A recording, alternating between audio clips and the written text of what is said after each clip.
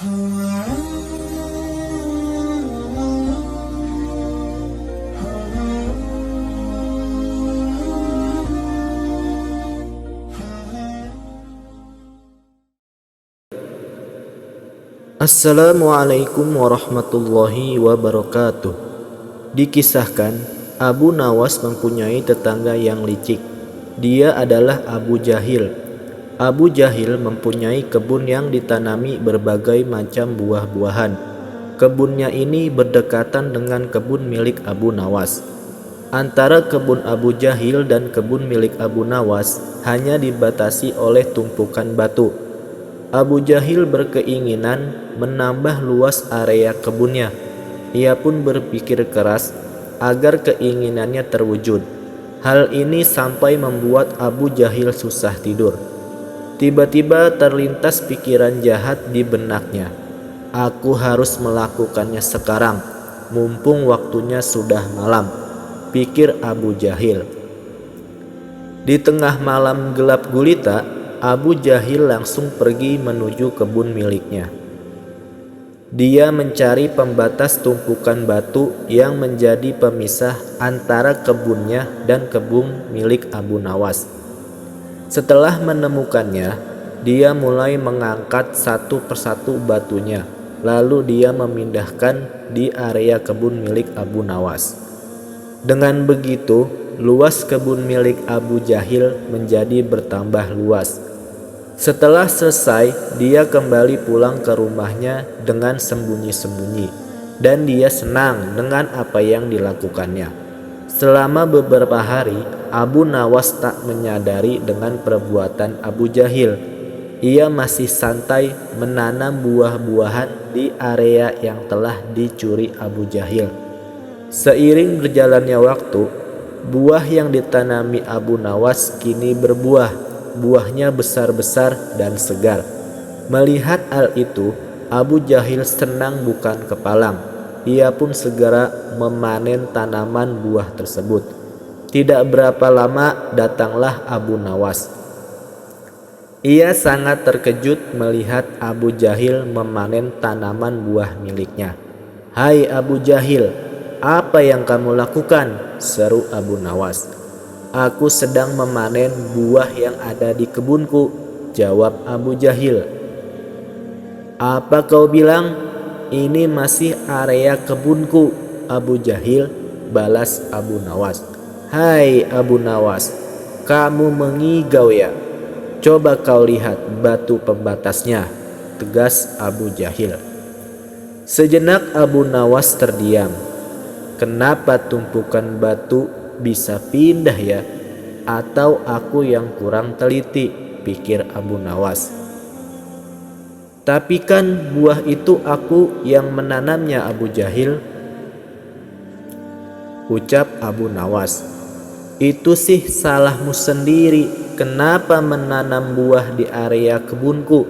Berarti ini adalah milikku," sahut Abu Jahil. "Kurang ajar. Ini pasti ada yang tidak beres," kata Abu Nawas dalam hati. "Hei Abu Jahil, kamu pasti memindahkan tumpukan batu itu kan?" tanya Abu Nawas. "Jangan fitnah kamu. Aku bisa mengadukannya kepada Tuan Hakim," balas Abu Jahil menggertak. "Ayo kita selesaikan masalah ini di depan Tuan Hakim," timbal Abu Nawas. Maka keduanya pun menghadap Tuan Hakim. Di hadapan Tuan Hakim, antara Abu Nawas dan Abu Jahil saling mengadukan masalahnya. Setelah mendengar penuturan dari kedua belah pihak, Tuan Hakim pun berkata, "Jujur saja, saya sangat bingung. Siapa di antara kalian yang benar? Tapi sepertinya aku lebih mempercayai Abu Jahil." "Kenapa Tuan Hakim begitu mudah memutuskan hal ini? Anda adalah hakim yang terkenal bijak. Harusnya Anda lebih berhati-hati dalam memutuskan," balas Abu Nawas tidak terima. "Sudahlah Abu Nawas, terima saja keputusan hakim.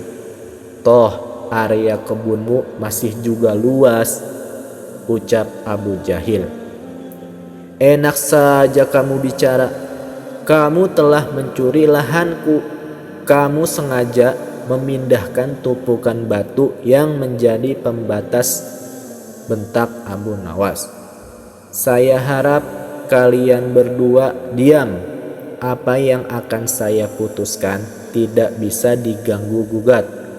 Dan keputusan saya adalah tanah yang kamu tanami buah adalah milik Abu Jahil, kata Tuan Hakim memutuskan.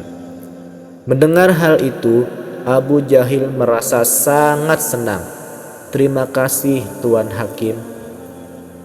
Anda adalah hakim yang paling bijak yang pernah saya kenal, sahut Abu Jahil.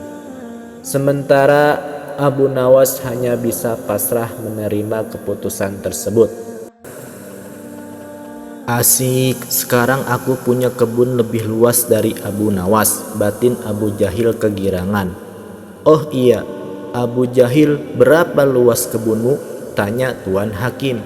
1,5 hektar, Tuan Hakim, jawab Abu Jahil. Kalau kamu Abu Nawas, berapa luas kebunmu? Tanya Tuan Hakim kembali.